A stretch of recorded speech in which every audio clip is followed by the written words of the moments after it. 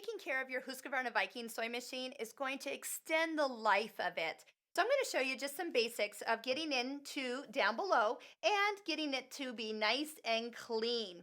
Now, first thing, a lot of people will take the thread off the machine and just pull it from the spool on out. What I'm going to recommend that you do is take some scissors, cut up at the spool, and pull the thread out the needle here. That way, any of the leftover lint that might be from your fabric won't get dragged up into the machine.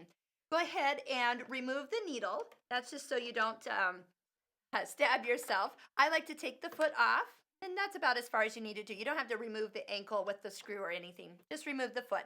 Take your cover off the bobbin, lift your bobbin and remove it. Take your screwdriver. You notice there's no screws on this plate. All you need to do is lift on either corner, this corner or right here. You can lift up and it'll just pop it up. Set that aside. Next, there is this U-shaped cover for the bobbin case. Pull that up and out, and then just reach in. This whole entire black area is the bobbin case, and it's just really just sitting there. So go ahead, you take a little brush that comes with your machine, and you can get in and clean out any of the lint. A lot of lint's going to start to gather up in this area, and it doesn't take much, and it's already, I can see my blue thread starting to gather up there as I've been sewing. You're going to notice that you don't want to blow into it or use canned air. Canned air is a no-no with all the sewing machine mechanics because it's going to blow more in than out, and a lot of that lint will get blown into where parts are moving, and that can be detrimental when you don't really know where it's going. You can get those miniature vacuum attachments. Those are wonderful for these machines. They'll attach to any hose vacuum and they'll allow you to suck that all out and get any of the extra lint. So linty fabrics like fleeces and flannels, even if you're doing machine quilting and that batting kind of works its way down in there, get that cleaned out on a regular basis. If you start to be sewing along and you're breaking threads, of course you're going to change a needle, but I bet all you have to do is get in here and clean this out. Just another note, when you use the thread cutter, I'm going to touch the picture of the cutter and watch what's going to move here. This unit comes in and out. If you ever get thread kind of caught in here, it will tell you with the sensor, remove thread from cutter, and you can get in here and look in this area to kind of make sure that that's clear.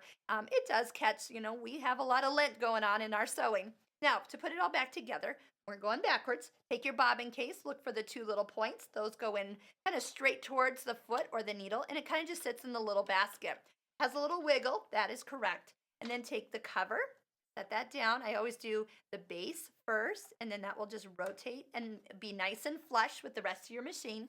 And the stitch plate, throat plate area, just line up the back part right into that little opening and then press down firmly with both fingers. You go ahead and put the foot on next. I always like to make sure the foot is on when I am putting, and then put the needle in. That's always going to be easiest. We have a video for how to put the needles in specifically, but just make sure it goes all the way up as high as it'll go, and then tighten that in place. Once that's tightened, go ahead and finish putting the bobbin back into your machine and threading up the machine. You want to do this about every 2 to 3 bobbins, is get in here and clean that out, and then have your machine serviced on an annual basis with your local Husqvarna Viking dealer, because they're going to go in and do the rest of the machine. But this is the part you need to focus on a regular basis.